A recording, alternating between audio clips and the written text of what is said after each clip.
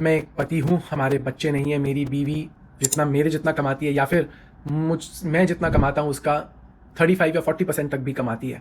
तो अब जो मेरी बीवी घर छोड़ के गई है, मुझे धमकियाँ दे रही है, मेरे सारी प्रॉपर्टी ले लेगी और मेरे को कितने केसेस में तंग करेगी, इसमें कितनी सच्चाई है, मुझे क्या करना चाहिए?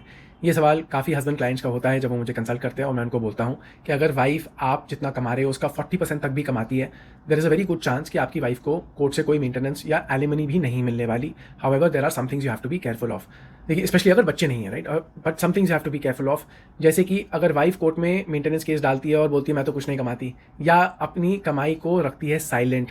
रजनीश वर्सेस नेहा की अपनी जो इनकम एफिडेविट कोर्ट मैंडेटेड जो फाइल करनी होती है वो फाइल नहीं करती, या फाइल करती है उसमें लिखती है ज़ीरो, या उसको दिखाती है बहुत ही कम कि भाई मैं तो कमा रही हूँ कुछ 5-10 हज़ार रुपये महीने का। तो इन सिचुएशंस में आपको तब भी तकलीफ हो सकती है, बिकॉज बहुत बार कोर्ट्स, जजेस बीइंग जजेस एंड भाई 50 to 100 200 केसेस अ डे, जज साहब इतना नोटिस नहीं करते, इतना इंक्वायरी नहीं करते कि बीवी सच कह रही है झूठ कह रही है। अगर आप जज साहब के सामने अपना प्रूफ कागज़ों में लेके जा रहे हो, वो दिखा रहे हो, वो भी जज साहब भूल जाते हैं, जी दे दो, हम फाइल में रख देते हैं, भूल जाते हैं, एक्सेट्रा एक्सेट्रा। आपको अपनी तरफ से रिटर्न एप्लीकेशंस लगानी पड़ेंगी, आपको कोर्ट को दिखाना पड़ेगा, पर्जरी पिटिशन मूव करनी है अगर वाइफ ने झूठ बोला है बाद में पकड़ा गया है। आपको अपनी तरफ से बहुत मेहनत करनी पड़ेगी टू इंश्योर कि वाइफ का सारा चिट्ठा पट्ठा कोर्ट के सामने हो।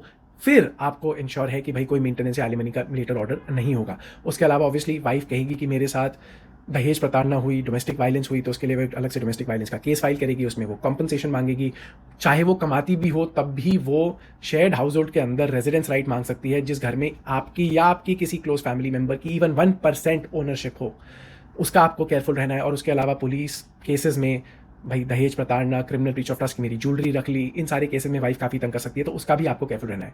तो अगर कोई वाइफ कमाती है और धमकी देती है और बच्चे भी नहीं है, तो आपको मेंटेनेंस वाले एंगल पे ज़्यादा डरने की जरूरत नहीं है, पर आपको केयरफुल रहना है क्रिमिनल केस में, डोमेस्टिक वायलेंस पिटिशन के कॉम्पनसेशन रेजिडेंस ऑर्डर्स में, एंड ऑल्सो कि वाइफ बिना कुछ डिस्क्लोज करे मेंटेनेंस ऑर्डर उठा ले, उन चीज़ों से आपको बचना है। But if you are able to strategically deploy all of the strategies that I am talking about, your divorce case should be relatively easy. In fact हमारा एक केस था जिसमें वाइफ ऑलमोस्ट उतना ही कमा रही थी जितना पति कमा रहा था, and this was one of those cases जहाँ पे बिकॉज हमने अपने civil criminal remedies in law पहले लिए क्योंकि शादी वर्कआउट नहीं कर रही थी and there were many problems with the marriage, wife ने एक्चुअली ज़ीरो एलिमनी पे divorce mutual consent compromise sign किया, but took around 9, 10, 12 months, but got done.